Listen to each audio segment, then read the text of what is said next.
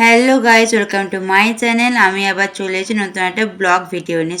Sorry তোমাদের কাছে প্রথমে সরি দিয়ে নিচ্ছি, কারণ দাদার বিয়ে হয়ে গেছে অনেক আগে।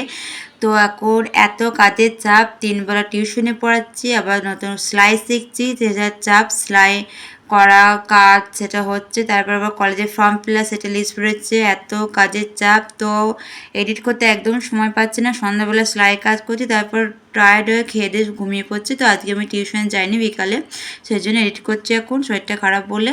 তো এখন তোমাদের আগের ব্লগে দেখেছি মেহেন্দি ডিজাইনটা, মেহেন্দি রঙটা তোমাদের দেখিয়ে দিয়ে চলো। তো দেখতেই পাচ্ছ মেহেন্দি রঙটা, ডিজাইনটা তো ফুটে উঠেছে, এত সুন্দর লাগছে মেহেন্দিটা, খুব সুন্দর লাগছে। তো চলো, আমি এখন আবার যাবো একটা বন্ধু দিদির কাছে সাজতে। দুটো শাড়ি পরবো, খুব ইচ্ছে ছিল, নিজে নিজে তো পরতে পারবো না, আমার দিদি এখনও আসেনি কো। তো ওই জন্য নিজে একটা বন্ধু দিদির কাছে যাবো। তো রেডি হয়ে নিয়েছি, দেখতেই পাচ্ছ, নিচে ঘাগড়া পরেছি, এর উপরই শাড়িটা পরবো ভেবেছিলাম, কিন্তু এটা আর লাগেনি কো। তো কাল মেহেন্দির যেই জামাটা পরেছিলাম ওটাই পরেছি, আর কিচ্ছু খুঁজে পাচ্ছিলাম না কো। এই সবে গায়ে যে ব্লাউজটা পরবো সেটাই ইস্ত্রি করে ইস্ত্রি করে তো বন্ধু বাড়ি যাওয়া যাক। তো দেখতে পাচ্ছ বন্ধু বাড়ি গিয়ে ভিডিও করতে পারিনি কো, দেরি হয়ে গেছে এমনিতেই অনেকটা। দেখতে পাচ্ছ, আমাকে কেমন লাগছে অবশ্যই কমেন্ট করে জানাবে। তো চলো, একদম জুয়েলারি গয়নাগাটি সব পরে নিচ্ছি, ব্রেসলেটটা হচ্ছে সোনার, আর সবই কেনার। তো চলো আর একবার তোমাদের ফাইনাল লুকটা দেখিয়ে দিই। দেখতেই পাচ্ছ, দুটো শাড়ি পরেছি, আর একটু শাড়িটা নিচের সাইডটা একটু বড় হলে ভালো হতো, ছিল অতটা ভালো লাগবে নাকি বুঝতে পারিনি। তো এখন যাচ্ছি আমি আর মা বিয়েবাড়িতে, দিদিরা একটু পরে আসবে। তো চলো বিয়েবাড়ি গিয়ে দেখা হচ্ছে তোমাদের সাথে। দেখতেই পাচ্ছ গরমে চুল টুল একদম বেঁধে নিচ্ছি, প্রচণ্ড গরম ছিল। তো এখন বসে রয়েছি। তো এটা হচ্ছে ছেলেদের নিয়ম, এটা ছেলেদের বাড়িতে হয়, ভিক্ষা দান করা ছেলেদেরকে। আর পাশে যে ছাতা ধরাচ্ছে ওটা হচ্ছে আমার বোনপো হয়। তো চলো, এখন এটা হচ্ছে আমার বড়মা, মানে বুঝতেই পারছো, জেঠু, সরি বড়মা, জেঠু, হ্যাঁ বড়মা। তখন মা দিচ্ছে, এটা প্রথমে মাকেই দিতে হয়, তারপর অনেকজন দিয়েছে, অতটা ভিডিও করে নিকো। আমার মা দিচ্ছে, ওটাই ভিডিও করেছি।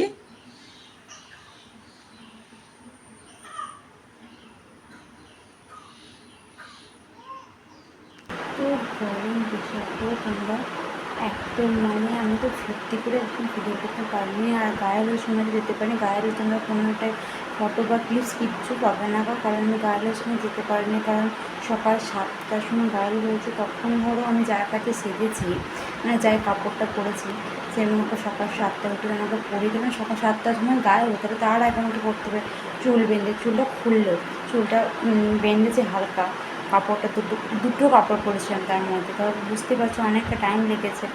তো গায়ের সময় ছিলাম না কো, আর এত গরম তোমার বলে বিশেষ করতে পারবে না কো।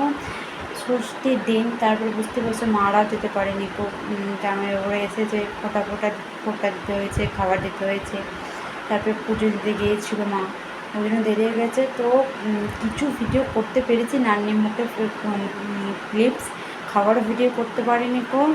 তো প্রচণ্ড গরম, আমি এই সবে ইউটিউব শুরু করেছি আমার। তো একটু ম্যানেজ করে নিও তোমরা, এটা বড় ব্লগ হবে। তো আর দাদার গায়ে তোমরা দেখিয়েছো কেমন ছেড়েছিলাম, বলবে কেমন লাগছে আমাকে। তো এখন বাড়ি এসেছি, খেয়ে দিয়ে যে বাড়ি এলাম, এই সবে কাপড়টা খুললাম, দেখতে হচ্ছে গায়ে গামছা জড়িয়ে আছি। এবার গা ধোবো, জাস্ট একটু ঘুমাবো, আবার বরযাত্রীর জন্য আবার রেডি হতে হবে। তো প্রচণ্ড গরম, আর পারা যাচ্ছে না, প্রচণ্ড গরম। তো চলো দেখা হচ্ছে। তো গায়ে লোদের ভিডিওটা এখান পর্যন্তই। ভালো লাগলে একটা লাইক করে দিও, আর প্লিজ প্লিজ প্লিজ আমার চ্যানেলটা সাবস্ক্রাইব করে দিও। বাই।